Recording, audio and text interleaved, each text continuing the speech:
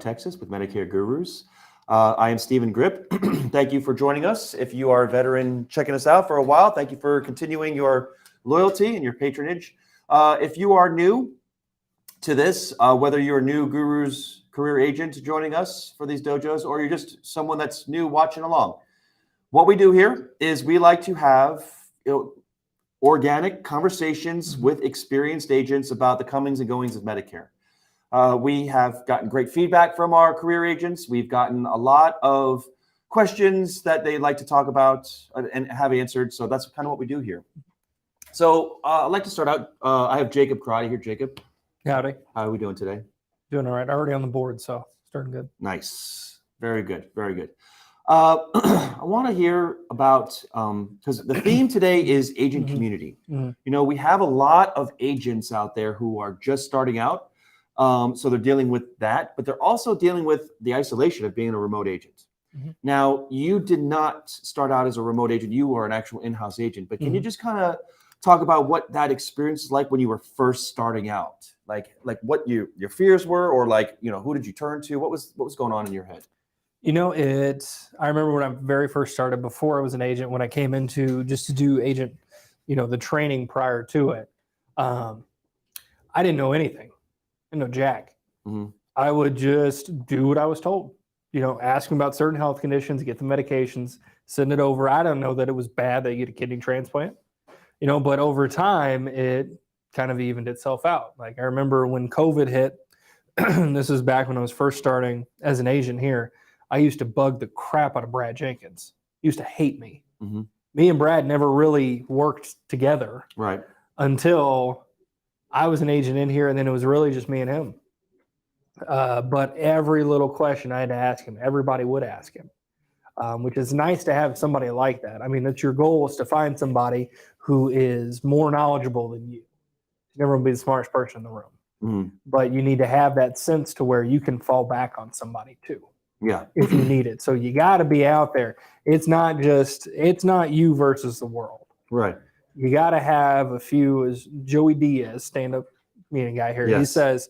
he goes, I don't need 10, 20, 30 friends. I don't need that many. I need 3 dudes that I know how they operate, and we can take over a country. Yeah. That's how it is. That's awesome. That's awesome. So then let's ask the question, how can remote agents who are doing their thing, you know, and at varying levels of experience, how can they increase on that community that is obviously going to help them become successful? What can they do? I mean, you have to go into it thinking, especially with something like Guru Central, where everybody can communicate with everybody. We don't allow the bullying that happens on other sites. It's a more positive frame of mind, because guess what? You just might be starting. I might bring in 5 years. Somebody might bring in 20 years of experience. And we all might have the same answer, maybe the same question. But either way, you're not going to get scolded for asking a question. Like something as simple as, I have a guy that, we'll take the lady I just wrote today, there's diabetes and a stent placement 3 years ago. You know, there might be some people that are afraid to put questions like that out there, because I bet you there has been one time where you look at some of these, you know, other networking sites and things like that, where somebody asks, can I write somebody with diabetes and a stent? And they're like, you idiot. Yeah. Do you even read an underwriting guideline? Or they'll just go, no, they don't explain why. Right. So with it, you know, that's why ours is a little bit different, because we don't allow that crap. We are agents here to help other agents. If you have a question, just a general question, if you have a specific question, it doesn't matter what it is, but you have to let yourself be vulnerable and say, you know what, I don't know everything. I need some help here. Yeah. But in return, in order to make this thing grow and it proceed, you have to be active within it. It's just like gardening. We talked about this in the break room. We were eating lunch here. You reap what you sow. If you just throw seeds out and don't water them or don't pay attention, you might get some. I remember I had sunflowers that did that in our old rental house that grew like 7 or 8 feet tall, and I totally forgot I even threw them in the garden bed. Yeah. But a year later, we've got these gigantic sunflowers. You know, sometimes it works like that, but really with this community, with agents, and with how everything is so different on a day-to-day, client-to-client interaction basis, you got to be able to participate, not only asking the questions, but answering questions too. You just got to be active with it. That's it. Okay, true. So let's let's say I'm a brand new agent to Medicare. Okay, I'm brand new. Okay, I'm seeing all these agents talk about these things in Guru Central or in these dojos, and it's just like, it's just way over my head. Where can I start? Where can I start as a new agent to start getting that type of confidence? Now, and I'm not saying we've all talked about reps and getting on the phone and doing that. This is moving on to something else. Like, what are some things that these new agents can do, or what are some questions that they can ask where they can walk away and say, okay, I have something that I can take away that's going to make me a better agent? I think one to start is, what's a good conversation starter? Okay. What do you use what do you talk about when you want to have a conversation, when you want to open it up? I mean, the more comfortable you get with it, the more you're able to kind of let everything just run off your back here and not have it affect you, the easier it's going to be for you. But really key questions like that, like, you get the age-old question like, what's the best voicemail script? What's the best text script? What's the best email script? You do Google searches. Those are all out there. The things that are going to make you improve and make you better are going to be those things that, guess what? They're not on paper. Right. Like, what questions to ask to spark a conversation. I had a lady that I was just asking health questions to, lady with diabetes and a stent. And I asked her, have you had treatment for alcoholism or drug abuse in the past 2 years? And she goes, well, no, I haven't, but it's funny as I'm sitting next to a brandy bottle and I go, I hear she's a fine girl. The sailors tell me. And she just lost it. Yeah. Like, she was like, that song? And I was like, that's one of the best songs ever. Yeah. And like went through and we just started talking about music for like 5 or 10 minutes. And I was like, all right, just got to ask you a few more questions here. Yeah. But, little tips like that. If you can assimilate something to a time in your life, maybe ask them about a time in their life, those conversation starters are great. Another one here is with very specific underwriting conditions. That's another question, because once you learn it, it's going to stick with you. Yeah. Because a lot of these don't change. Like Mutual of Omaha is still a 2x2x2 rule. Right. Maybe ask the question, how do companies look at people with diabetes? How would you underwrite this? What would you recommend? I did one with Mike earlier today where I was speaking with somebody, and see, this is exactly what I do here too, guys. When I'm in conversations, I reference all these stories as validation. But I had a lady yesterday, this is why I wasn't in here. She called in, she was paying $419 with the Mutual of Omaha Plan F. And I wrote her down to, there was Cigna or somebody at like $138. But the real thing was, and why I asked Mike to look at it, and I go, okay, how would you approach this situation? Because a lot of people would just say, okay, you're paying $419. Here's Cigna at $138. Let me ask you the health questions. A lot of people are going to go, how's that possible? Right. I've only had this plan for a year. Turns out somebody signed her up for a higher level AARP. But for her, I had to kind of talk her down and say, all right, remember, all Plan Fs are the same. You remember, whoever this was that signed you up, they signed you up for a level 2 premium with AARP. And then now don't get any sticker shock. Questions like that, questions that actually grow a conversation into other people, leading into how they approach it. If I just ask you what your voicemail is, 7 to 10 people are going to have the same voicemail. You're going to have your name, your number, call me back. It's going to be the same thing over and over again. If I bring up, okay, what are some questions you like to ask about to figure out their health history? How do you, what's a good conversation starter? How do you bring up prices when they're so much lower or something that's very expensive? Yeah. None of these cookie cutter questions, but really those are the ones that are going to start you off on a good foot, because they're going to instill confidence in you when you use them. Yeah. You can memorize an underwriting guideline front to back for Mutual of Omaha, but guess what? That doesn't help you when you go to write an Aetna plan. You got to get the conversation sides down first. Get that baseline from there. And there's tips and there's tricks and there's lead-ins and everything like that, and taking control of the conversation. But that's what you need to be asking about, because that's what's going to make you a better agent. If you can't have a conversation with somebody, but the exact, all the declinable drug list for a Manhattan plan, and you're not even appointed with Manhattan, it's not going to serve you any purpose when you talk to people. Right. My favorite question on an application is, do you have dementia? I remember when I first started out as an agent and I'm reading health questions and you're just going through the motions and whatnot. But I remember one guy, I'm reading the question and it's like, okay, do you have dementia? He says, how would I know if I had dementia or not?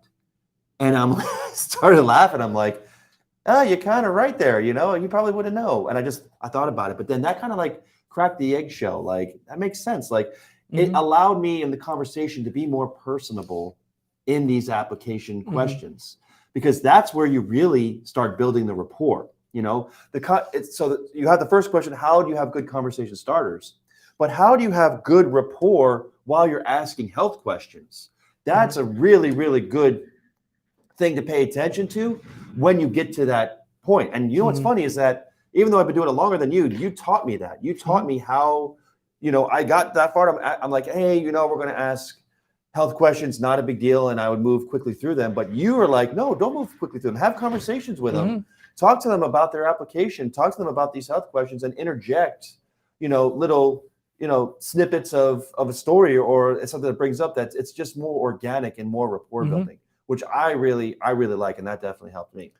That's one tip I can give you guys too, is you got to talk a lot of crap about yourself here. Tell some sad stories, tell some stories about yourself, or really open up, because the more you open up, the more they're going to open up. That's just the rule of thumb. That's why I do that with health questions. I mean, one good thing that, you guys could ask here is, before you even ask health questions, how do you let them know what you're about to do? Yeah. I have a particular something that I recite now that's so organic to me. Here I go. All right, these are going to be the health questions here. These are yes or no questions. These are black or white. There's no maybe I have diabetes. It's yes or no. Now, if you have any questions, feel free to cut me off here. But my rule of thumb is if you haven't heard of it before, or you don't know what it is, then more than likely that probably means you ain't got it. And then what do people usually do after that? They go, huh. Right. And then I go, do you know why I have to say that? And they go, no, why? And I go, because I had an hour conversation one time with a lady years ago that swore she had systemic lupus. She couldn't spell it. She didn't know what any of the symptoms were. She didn't know what the medications were, but she heard it one time on one of those fancy prescription commercials. Read it on WebMD. Yeah. And they go, okay, now I understand why you have that. And I go, yes. So when you hear myasthenia gravis and you have no issues in your face, that's a no. Right. But really, things like that, you're not going to find that in a book. You're not going to find that in a script. Yeah. You're going to find that by asking it from other agents in a community, because nobody's going to teach you to do that. Right.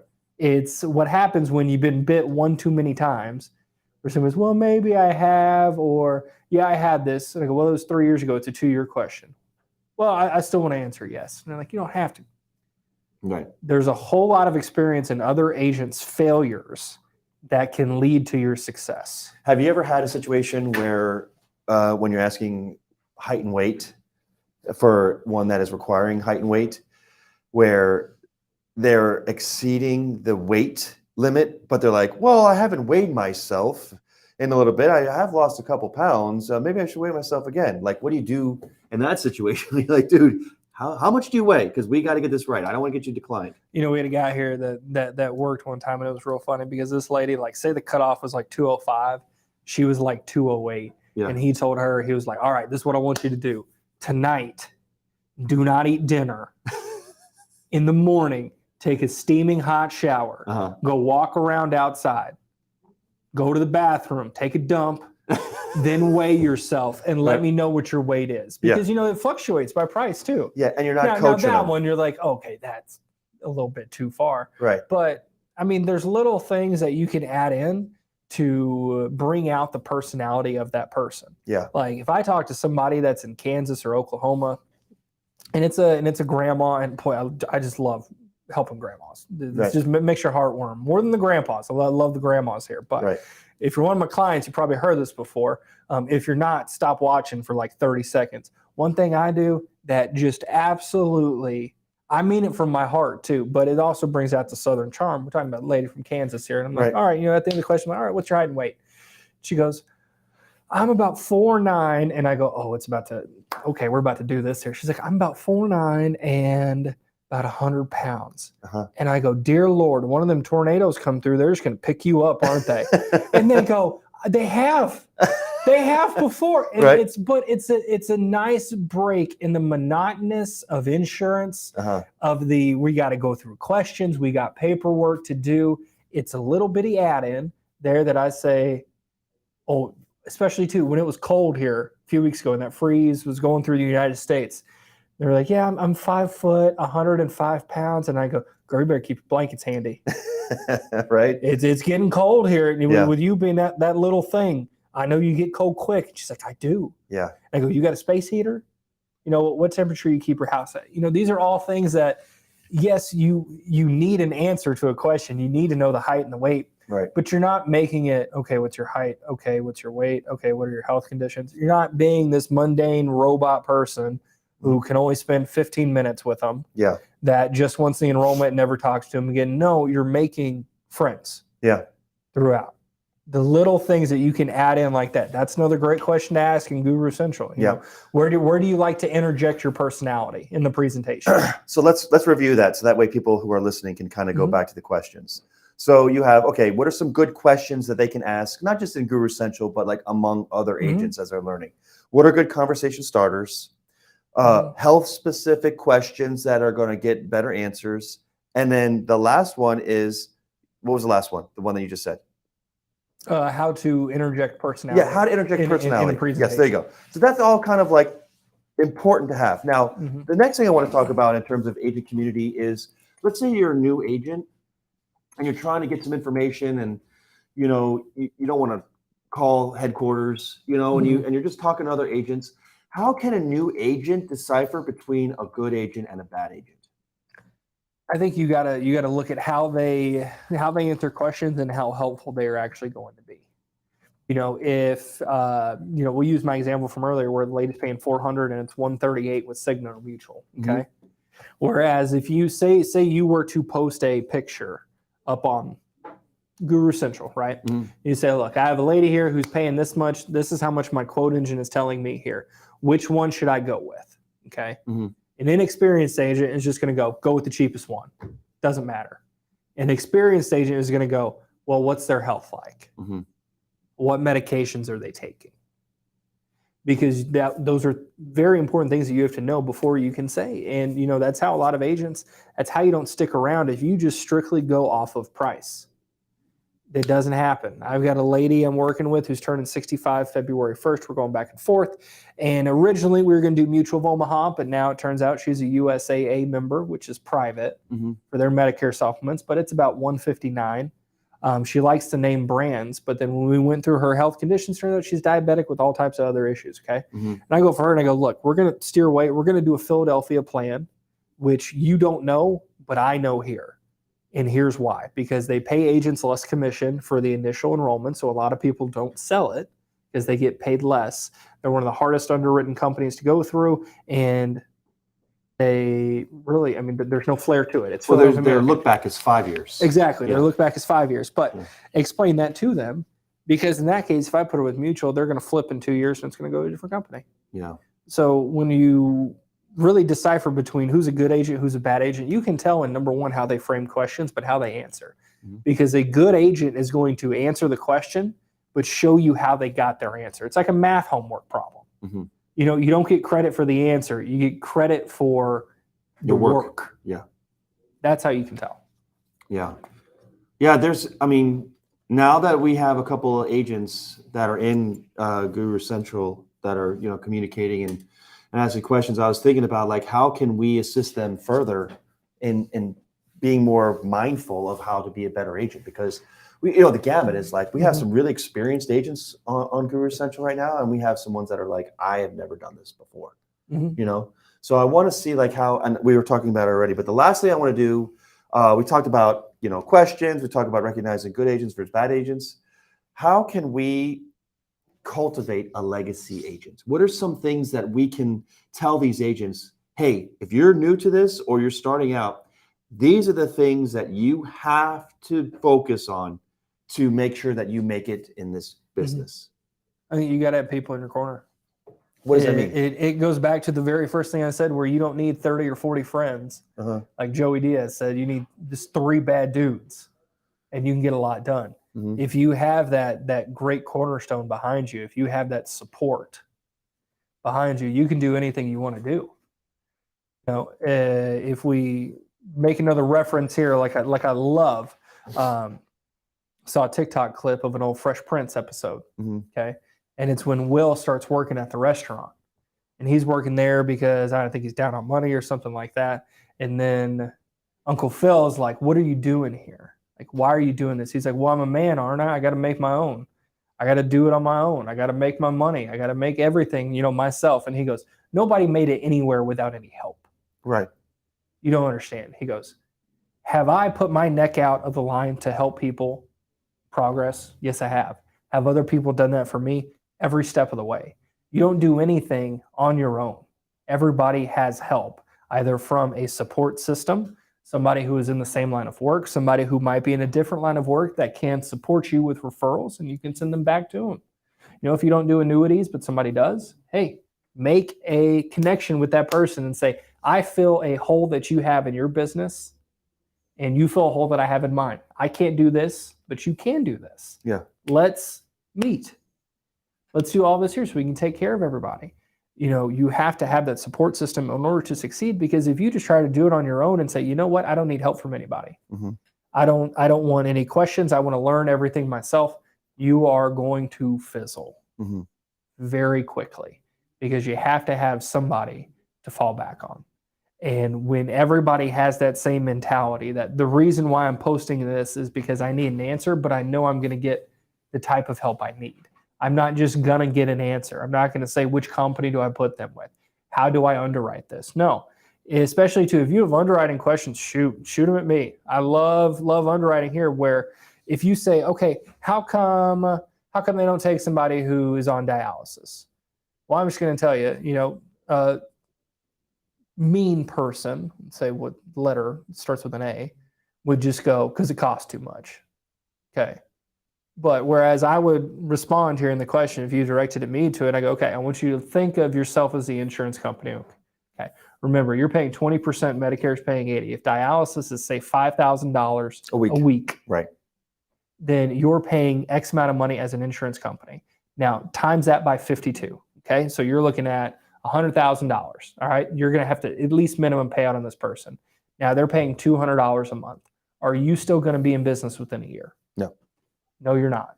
Okay. That's how I want you to think of that diagnosis, just diabetes complications, all of them. That type of support is going to get you a lot further than just going, it costs a lot, or it's kidney failure, or the weekly treatment. That's why they don't approve it. No, think about it in the long term. Yes, it's a bad condition. Yes, it's weekly treatment, but think of it X's and O's here. John Madden style, write it down. $5,000 times 52 times 0.20. That equals what Plan G would pay versus premium equals, can't equal, all math signs, whatever. I wasn't a math guy, but.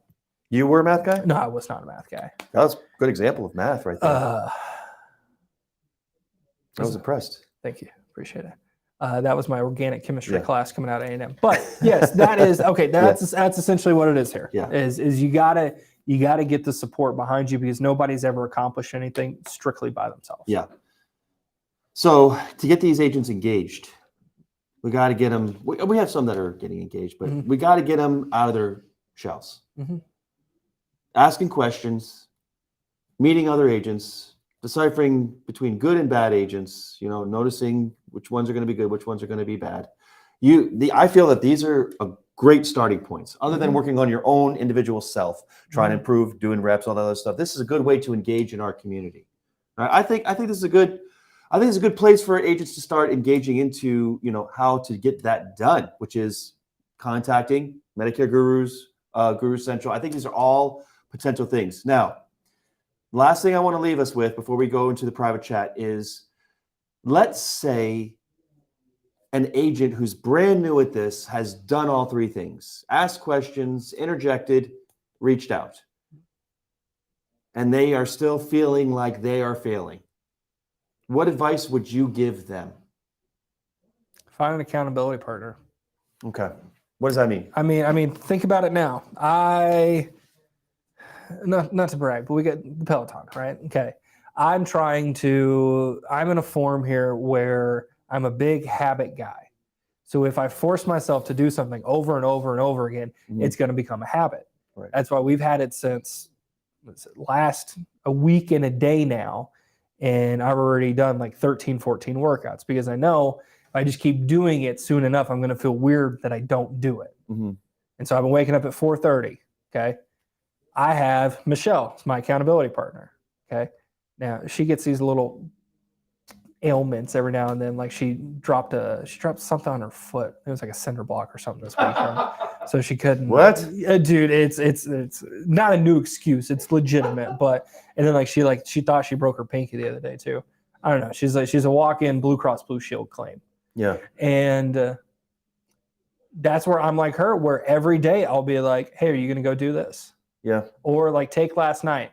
And she was like, my foot still kind of hurts. And I was like, okay, well, do you want to do like a quick yoga session? Yeah. She's like, okay. And we got Chick-fil-A for dinner last night. And I was like, I'll do it with you. Let's put it on the TV. We'll do it downstairs. It's 15 minutes.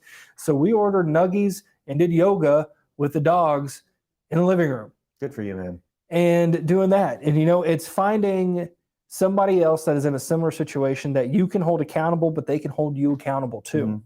You make a pact that says, look, you and me, we're going to do this. In days when it used to be bone dry here and nobody was picking up, me and old Frankie Bryant would do the same thing. We would have a bet for the first one to make a deal because we knew that would keep us both motivated.